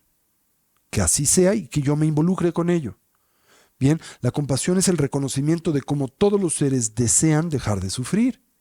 Lo merecen, así sea, y pueden involucrarme con ello. Así que vamos a seguir exactamente ese mismo régimen ascendente de familiaridad que hicimos con el amor, ¿no? Comenzamos en la primera parte pensando o evocando a un amigo, un ser querido, una vez más, alguien cuyo sufrimiento sea evidente y pensamos, al igual que yo, esta persona realmente desea ser feliz. Es claro el hecho de que no desea sufrir y sin embargo hoy se encuentra transitando esa condición y circunstancia. ¿Cómo desearía que esta persona pudiera verse libre de esa condición? El dolor y la conflictividad por la que hoy transita. Y para ello, ¿cómo desearía? Qué maravilloso sería que pudiera en efecto identificar cuáles son las causas temporales y sustanciales que detonan y propician ese orden de conflicto e insatisfacción. Ahora, cuando lleves a cabo esta dimensión de la práctica, de las 6 causas y su consecuencia, pues puedes identificar muchas causas cooperativas que propician el conflicto, el dolor, la ansiedad, la insatisfacción, el sufrimiento en la vida de alguien. Y eso está bien, ¿no? Quizá puedes identificar que esta persona sufre porque la dejó su pareja, o esta persona sufre porque la dejaron ir de su trabajo, o sufre porque tiene un hijo enfermo. ¿Ok? Pero todas estas son, desde la perspectiva de la tradición budista, causas que cooperan en la conformación de su ansiedad y conflicto, pero no representan la causa sustancial. Aquí y en el orden de este tipo de régimen introspectivo es muy importante que reflexiones acerca de cuál es o son las causas sustanciales del sufrimiento de tu ser querido. ¿Y cuáles son esas causas sustanciales? Primariamente lo es la ignorancia. Pero sabemos algo de la ignorancia. ¿Y qué sabemos de la ignorancia? Que es montonera. Nunca viene sola. ¿Y de qué le gusta verse acompañada la ignorancia? Del apego y la aversión. Son sus compinches, sus hermanas del alma de la ignorancia, el apego y la aversión. ¿Sí? Entonces esa es la causa primaria de su sufrimiento.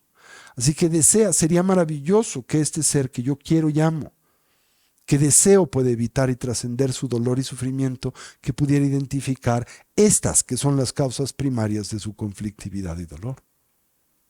Claro, mientras dices esto, es un poquito como el dicho de dile a Juan mientras escucha a Petra, ¿no? O este dicho que dice, mientras ves las barbas de tu vecino cortar, pon las tuyas a remojar, ¿no? Entonces también, ¿qué te estás diciendo a ti mismo? hijo, pueda yo también trascender el dolor, el conflicto, el sufrimiento. Pero para ello, pueda yo identificar las causas que le propician. Y no las superficiales, sino las profundas. Mi ignorancia, apego y aversión. Después visualiza a ese ser querido como alguien que ya no sufre, o no lo hace a manera tan evidente, pero que sufrirá también en el futuro debido a las acciones erróneas que todos hemos cometido desde el tiempo sin principio. Y una vez más piensa, al igual que yo, esta persona desea ser feliz, no desea sufrir, y sin embargo hoy sufre.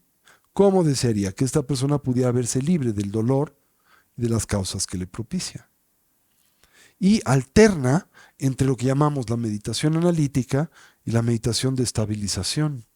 La analítica es en donde utilizas estas líneas de razonamiento para producir un punto de vista, y estabilización es esa fase de la meditación en donde sueltas estas líneas de razonamiento, ya no las necesitas, y simplemente por un momento descansas en lo que las mismas producen, que es más un sentimiento que una concepción conceptual. En este caso, el sentimiento de la compasión. ¿Se entiende esto?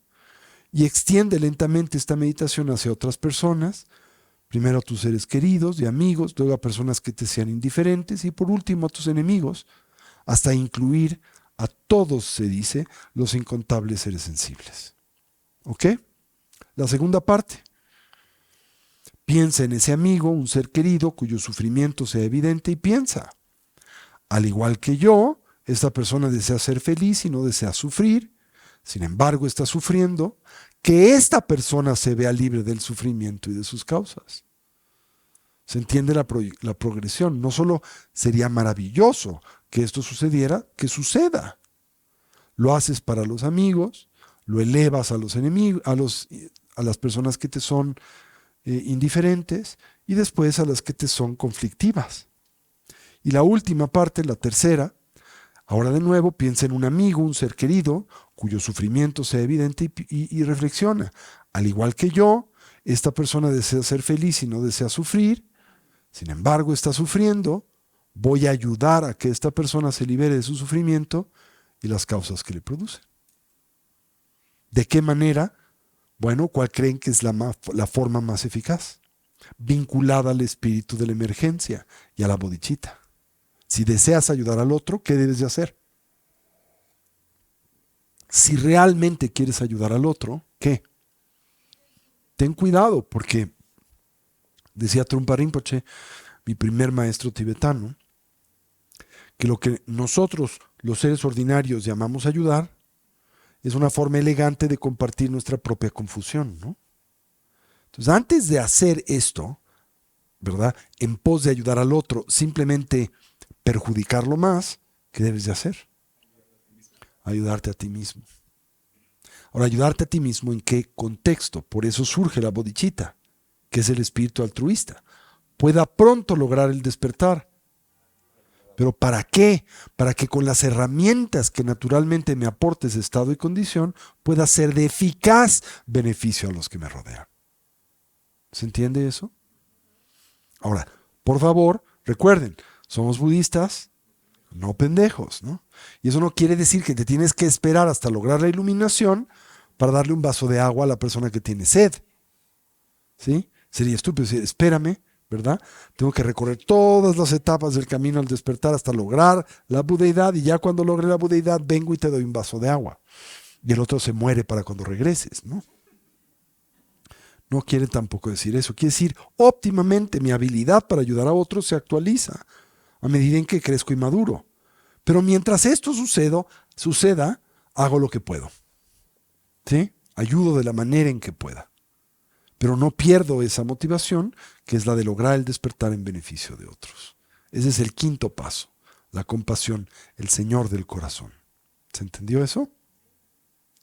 Luego viene el sexto paso, que se llama el pleno o total compromiso. Precisamente cuando has analizado amigos, enemigos, extraños, y lo has hecho desde la óptica de la bondad, el amor y la compasión, pues te das cuenta de cuánto te necesitan.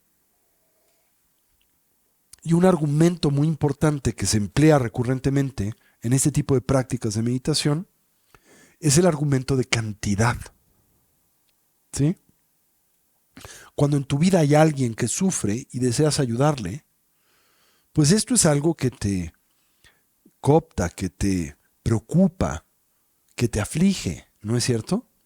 Pero ahora, ¿qué descubres con una práctica como lo es la de las 6 causas y su consecuencia? Descubres que son ilimitados los seres que desean y merecen ser feliz y que desean y merecen dejar de sufrir, que no saben cómo lograrlo y a los que podrías auxiliar. Y simplemente por este argumento que se centra en la cantidad, porque son muchos, su interés que supera al propio. Porque siempre quiero ayudarme a mí, ¿no? ¿Cuál es mi objeto primario de bondad y amor? Yo mismo, ¿verdad? Pero ¿cuál es mi limitante? Ese yo mismo es quien es uno, ¿verdad? Y estos que contemplo son ilimitados. Y porque son tantos, nobleza obliga. Debo de ayudarles. ¿Cómo? Pues desarrollándome lo más rápido que pueda para hacerles de beneficio. ¿Se entendió eso? Esto es esta gran resolución, el 6º paso. Las emociones perturbadoras, recuerden, no residen en la naturaleza esencial de la mente y por lo tanto son unas que nosotros podemos superar y trascender. Nuestra naturaleza es la naturaleza búdica, no es la naturaleza aflictiva de la mente dualista. Y dado que es posible extirpar, eliminar o purificar estas aflicciones mentales y emocionales, estos distintos oscurecimientos que hoy nos aquejan, pues es viable el logro de la plenitud del despertar.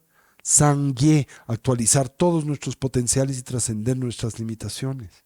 Piensa entonces, aunque tenga que hacerlo solo, liberaré a todos los seres sensibles de su sufrimiento, de las causas que le propician, y haré todo lo necesario para que puedan transitar y experimentar por una condición de bienestar, felicidad, y puedan acercarse a las causas que le propician. Ese es el 6º paso. Se le llama el compromiso total o la gran resolución. Lograr el despertar en su beneficio. ¿Sí? ¿Se entiende eso? Y el 7º y último paso es la emergencia natural de la bodhicitta.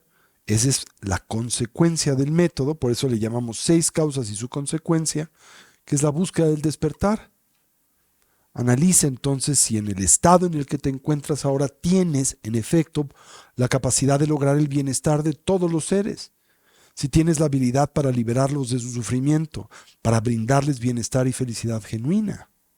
Considera que además de darles alimento, ropa y cobija, pues es necesario educar a las personas para que puedan hacerse cargo de sí mismos. Recuerden el famoso dicho de Confucio, que si bien es maravilloso poderle dar a alguien que tiene hambre un pez, ¿qué es de mayor beneficio? Enseñarle a pescar, ¿no? O hay un dicho budista tibetano que dice que si le das a alguien de comer, alivia su sufrimiento por un momento, ¿no? ¿Por qué por un momento? Porque la satisfacción que derivamos de saciar el hambre, ¿cuánto dura? Bueno, nosotros comemos 3 veces al día. ¿Eso qué quiere decir? ¿Cuánto dura la satisfacción derivada de comer? Horas. Entonces, si quieres ayudar a alguien por un ratito, dale de comer. Pero si quieres ayudar a alguien por más tiempo, ¿qué debes de hacer? Dale educación. ¿Sí? Como enséñale a pescar, ¿no? Pero ¿cuánto dura y qué beneficio se deriva de ese tipo de educación? Lo hablábamos hoy, ¿no? Al principio de nuestra sesión. ¿Dónde se guarda el conocimiento formal? Esa educación, ¿cuánto dura? Pues unos años, hasta que llega la vejez y se te olvida todo, ¿no? En el mejor de los escenarios, una vida. Pero transitas a la siguiente y todo lo que aprendiste se olvida. Eso común que aprendiste. Esto es a sumar, a restar, a multiplicar, a ser quebrados, no sé, el álgebra, la historia de México. ¿Sí? Todo eso se olvida. Y no te tienes que esperar a morir y a una subsecuente vida. Se olvida en cuestión de meses, ¿no? O muy comúnmente en nuestro sistema educativo se olvida entre que lo aprendes y el examen que tienes que presentar. Presentas el examen y para el día siguiente ya se te olvidó todo. Entonces, bueno, eso te da una satisfacción un poquito más larga.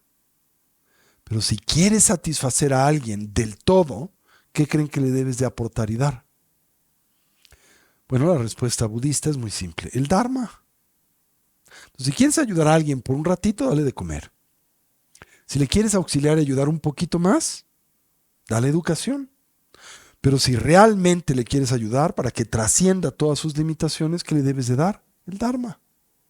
Y para darle el Dharma, primero, ¿qué tienes que hacer? Pues tienes que tener y tienes que encarnarlo.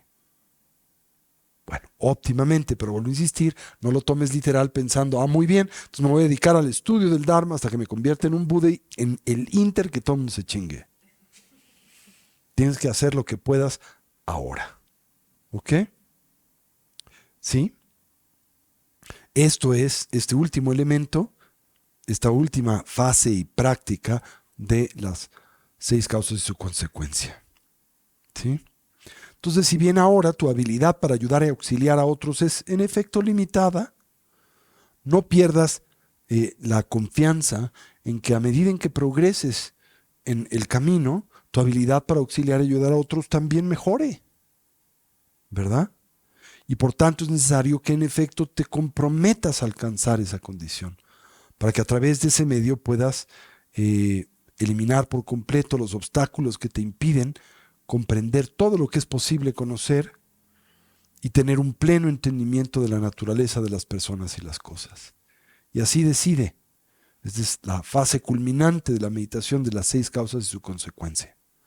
Alcanzaré la iluminación para lograr el bienestar de todos los seres sensibles, de los que me son cercanos, mis amigos, de los que me son indiferentes y de los que son mis enemigos.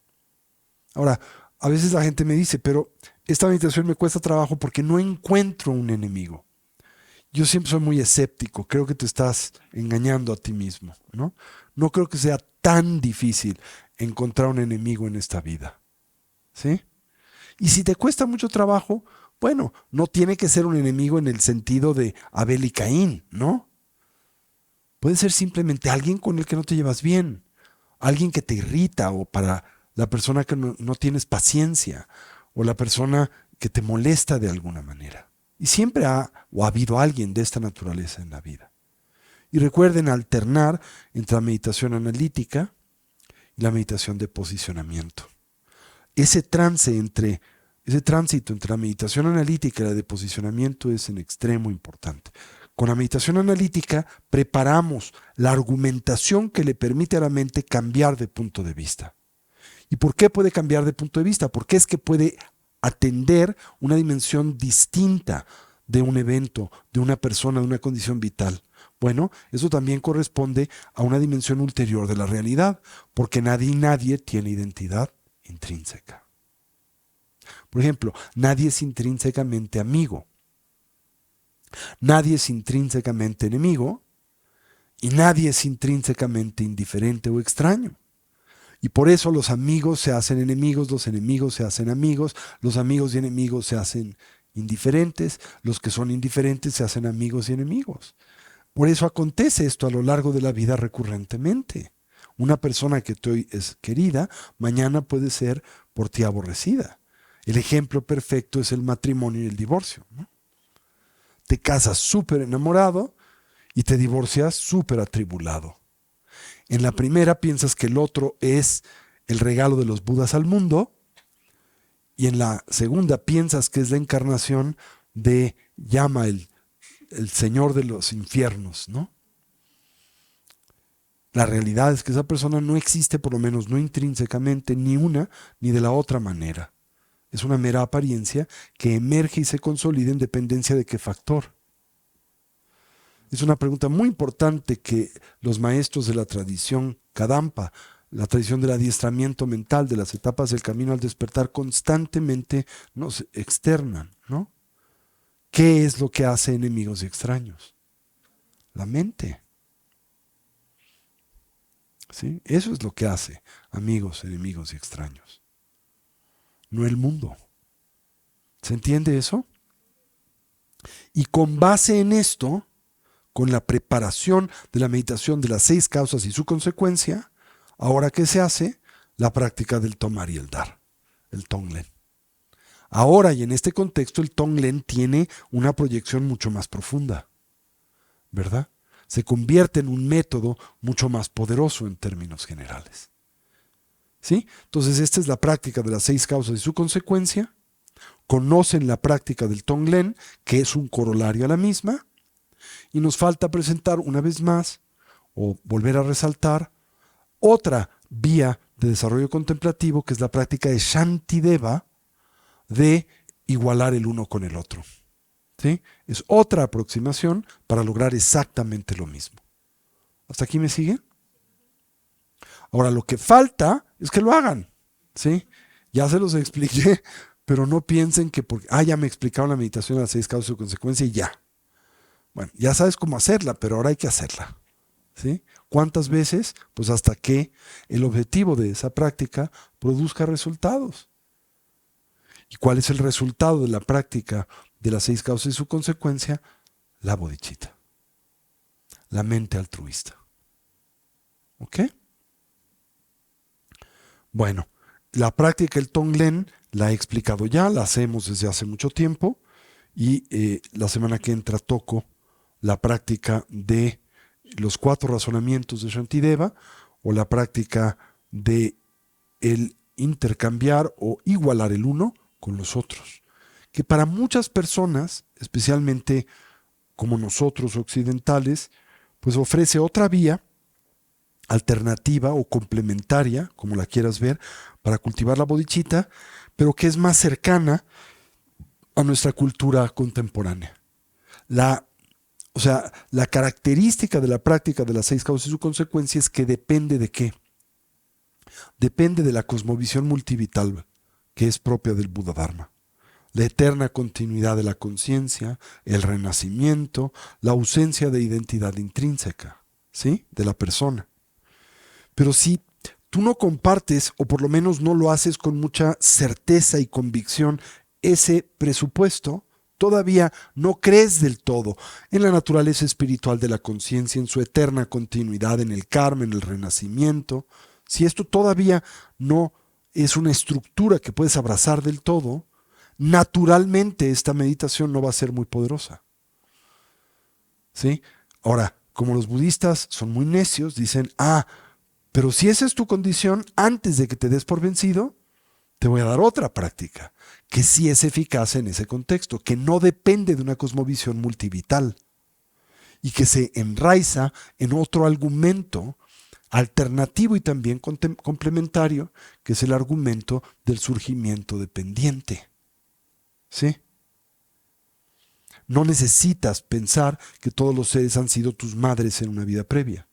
Lo único que necesitas es entender que el bienestar de otros es importante para el tuyo porque no existes del todo independiente a los que te rodean.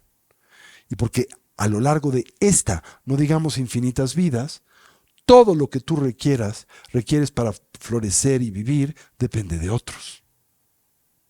¿Sí? De lo que constantemente no eres consciente.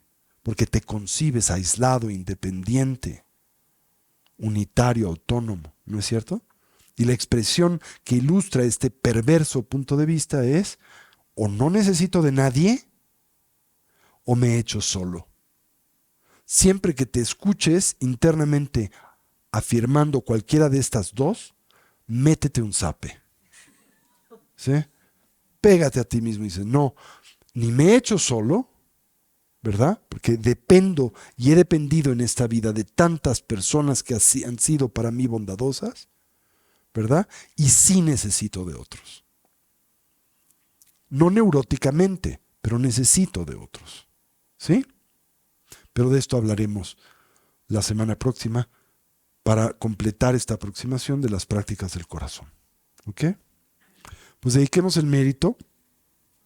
Les recuerdo que este fin de semana estará en residencia con nosotros Khenchen Kunchung Gyaltsen Rinpoche y el venerable doctor Hun Lee, dos excepcionales maestros de la tradición Rikun Kagyu del budismo tibetano, en particular Khenpo Koncho Gyaltsen Rinpoche es probablemente el tercer o cuarto más importante lama de esa tradición, ya muy grande, así que tenemos la oportunidad de generar un vínculo con un ser iluminado, ¿verdad? Una persona muy avanzada en el camino y muy bondadosa.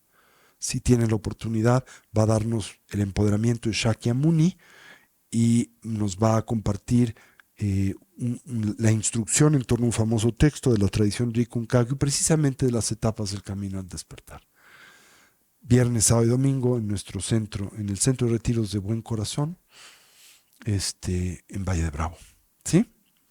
Bueno, pues dediquemos el mérito y así deseemos que cualquier potencial positivo que a través de este medio hayamos desarrollado o cultivado, que sirva y sea de beneficio a todos los seres.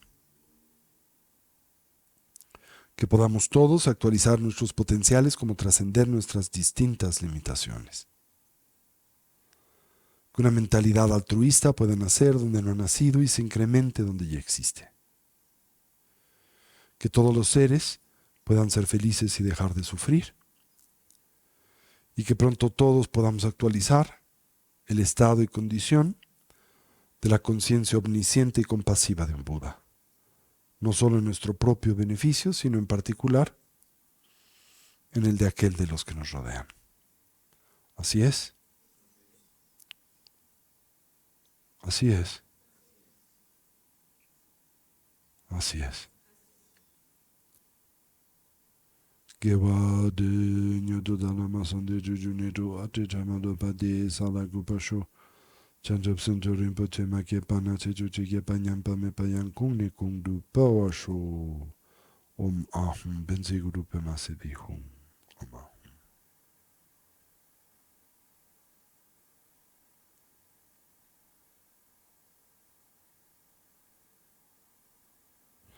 Muchísimas gracias. Y bueno, intenten su tarea esta semana, la práctica de las 6 causas y su consecuencia. ¿Ok? Inténtenla, practíquenla, familiarícense con ella un poquito. Gracias.